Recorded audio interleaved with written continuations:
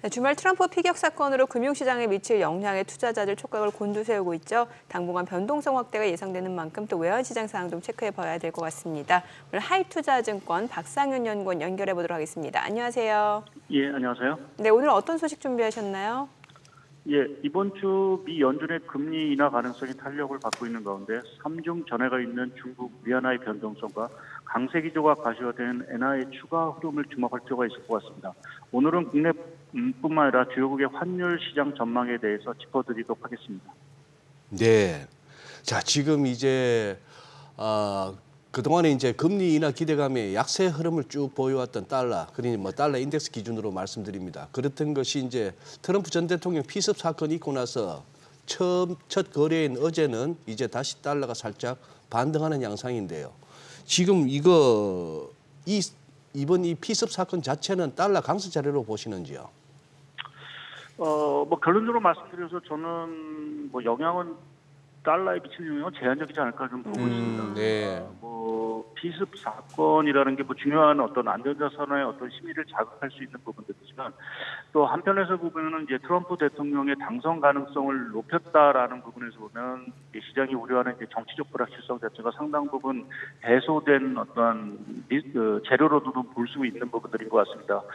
특히 미국 주시장에서 이제 그 위험자산 선호 현상으로 대변되는 트럼프 트레이드가 사실은 이제 나타나고 있다. 그러니까 뭐 위험자산으로 자금이 가고 있다라는 부분 자체는 달러의 오히려 좀 약세 흐름을 사실은 좀 의미하는 부분들이 아닌가 좀 생각을 하고 있고요.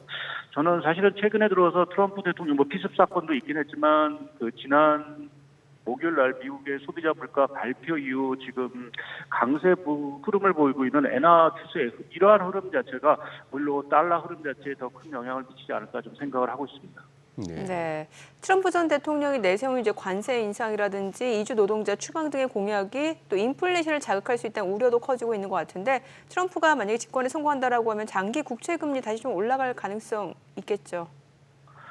예, 뭐 배제는 할 수는 없을 것 같습니다. 특히 뭐 이민자 정책뿐만 아니라 지금 보편적 관세 10%를 이제 공약으로 내걸고 있는 상황들이고, 뭐 중국 제품에 대해서는 더 고율의 관세를 사실은 좀 공언을 하고 있는 상황들이어서 당연히 이제 수입 물가 이러한 측면에서 보면은 당연히 물가가 올라갈 수도 있고 또 그동안 안정을 찾아가던 노동시장 자체가 다시 공급 부족의 현상으로 이제 직면한다라고 하면 물가 압력 자체는 다시 커질 수 있는 부분들이 있어서 이러한 부분들이 장기 국채 금리를 상승시키는 트럼프레이션을 사실은 좀 발생시킬 수도 있는 부분들로 좀 보고 있습니다.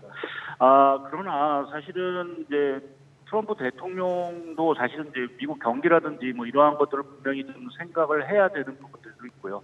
이제 그러한 측면에서 보면은 이제 공약은 했지만 사실 그게 실제적으로 이행이 될지 이러한 부분들 자체도 사실은 좀 생각을 해야 되는 부분들도 있고 또 트럼프 대통령이 이제 그 여러 가지 공약 중에서 보면은 이제 달러와 관련돼서는 제2의 플라자 합의 뭐 이러한 얘기도 사실은 또 내걸고 있는 상황들입니다. 그래서 우리가 지금 여러 가지 이제 뭐 기대도 있고 우려도 있는 부분들이 있지만 실제 그 과연 트럼프 인플레이션이 발생하고 금리가 올라갈지라는 부분 자체는 조금 대선 이후의 상황들을 지켜봐야 되는 특히 이제 트럼프 대통령 입장에서는 이제 미 연준으로 하여금 금리 인하 속도 자체를 더 가속화시킬 수 있는 부분들도 있어서 뭐 지금 장담하기는 조금 어렵지 않나라는 좀 생각을 갖고 있습니다. 네, 알겠습니다. 지금 뭐 우리 박영우님 설명해 주신 동안에 트럼프 전 대통령의 자료 화면이 나옵니다만 참 이 소통하는 방식이 참 신선합니다.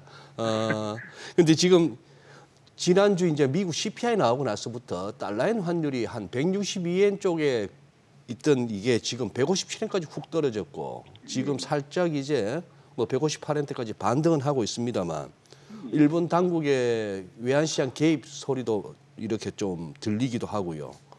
자, 이거 또 제 주변만 해도 자꾸 이 엔화 예금 막 이렇게 물타기까지 하시는 분들이 많고 한데 이거 엔화 강세 기조로 돌아설 수 있다고 보십니까 지금?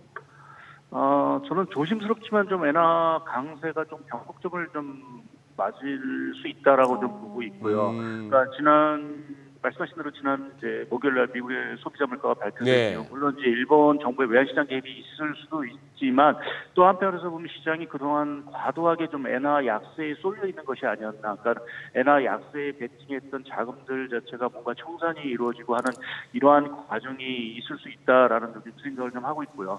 거기에 이제 일본 은행이 이제 그 기준금리 추가 인상 자체가 뭐 7월이 될지 뭐 9월이 될지는 좀 불투명하긴 하지만 그래도 이제 일본이 긴축으로 계속해서 갈 수 있다라는 어떤 가능성 자체가 상당히 커지고요.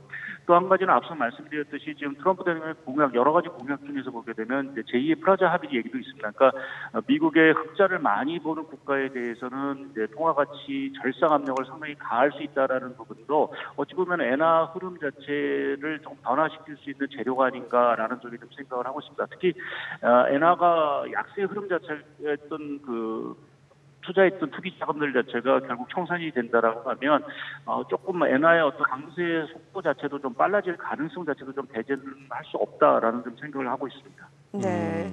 이번에 좀 위안화 좀 여쭤볼게요. 지금 중국의 3중 전에 시작이 됐는데 재정, 통화, 조세 다양한 분야에서 이제 정책이 나올 것으로 예상이 되고 있습니다. 위안화 앞으로 향후 방향 어떻게 보시나요?